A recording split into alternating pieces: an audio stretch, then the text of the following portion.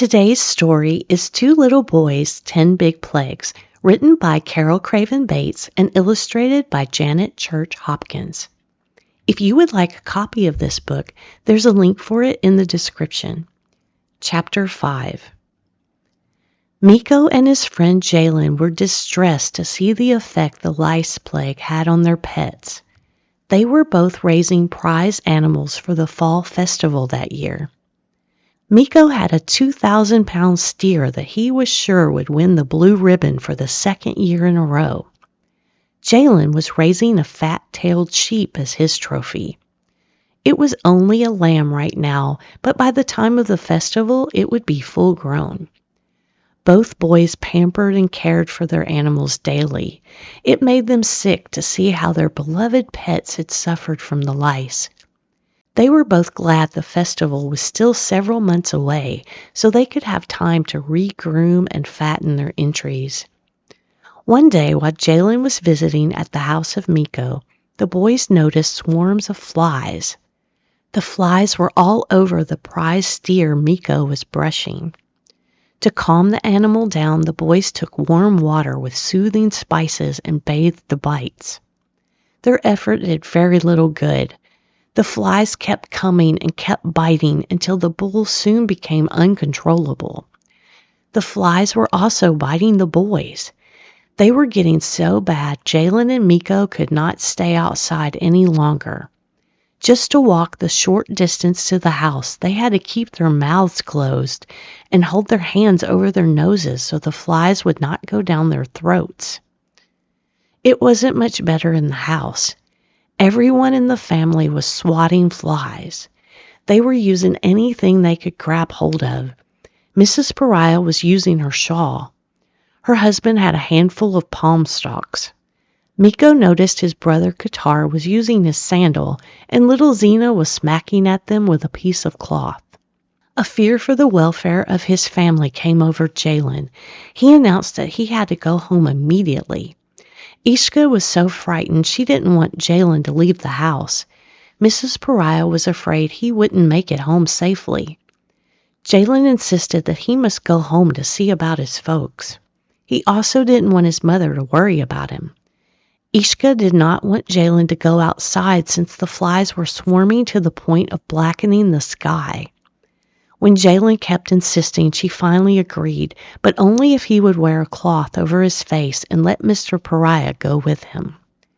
They each covered their face with a cloth and ran the half-mile distance to the Grossman home. As they put their feet down to cross over the narrow road where the land of Goshen began, they noticed there weren't any flies, not even one. Jalen was instantly relieved to know that his mother had not been suffering from those nasty insects. Jalen excitedly told his mother about the fly plague in the other part of Egypt. Leah insisted that Ramar go get his family and bring them back to stay there until the flies were gone. Mr. Pariah promptly accepted her kind offer and quickly ran back home to rescue his wife and children. It seemed like an hour before Miko and his family arrived, but it was actually much shorter. It had taken a little longer because Miko insisted on bringing his prize steer. The boys put the steer in the shelter with the lamb that Jalen was raising. A short time later, Mr. Grossman came home. He couldn't work because of the flies. "I heard someone say there were no flies in Goshen. It seemed too good to be true, but I'm sure glad to see that it is." The two fathers talked about what was going on and how long they thought it would last. David informed Ramar, "These plagues are going to keep coming until Pharaoh agrees to let us go worship God." Mr. Pariah squirmed in his seat. "Yes, I know. I just hope Pharaoh comes to his senses before Egypt is destroyed or we're all dead." Mrs. Grossman stepped closer to her husband. She put her hand over her heart. "I just thought of something. We must hurry and make beds of straw in the stable. When the Egyptians can no longer stand the plague of flies, some might bring their children here for safety. We must help as many as we can." Meanwhile, back in Egypt, Pharaoh was among those who were still fighting flies. He finally had enough of the insects and called for Moses and Aaron to return to the palace. As soon as they arrived, Pharaoh told them they could sacrifice to their God, but they had to stay in the land of Egypt. Moses pointed out that the Egyptians would think it was an abomination if they saw the Hebrew people sacrificing animals they idolized. Moses looked straight at Pharaoh and shook his head no. Your people would be ready to stone us. No, we will go 3 days' journey out into the wilderness and sacrifice there. Pharaoh didn't like the sound of that. Of course, he did not like the constant fly swatting either. Pharaoh was thinking, I'm thankful that I have servants to fan me. That does help to keep most of the flies away. The only problem is they are still a nuisance, and I'm growing weary of all of this. Finally, Pharaoh spoke, I will let you go, only you are not to go very far away. Almost as an afterthought, he groaned, Pray for me. Moses assured Pharaoh he would pray and ask God to remove the flies. The flies will be gone tomorrow.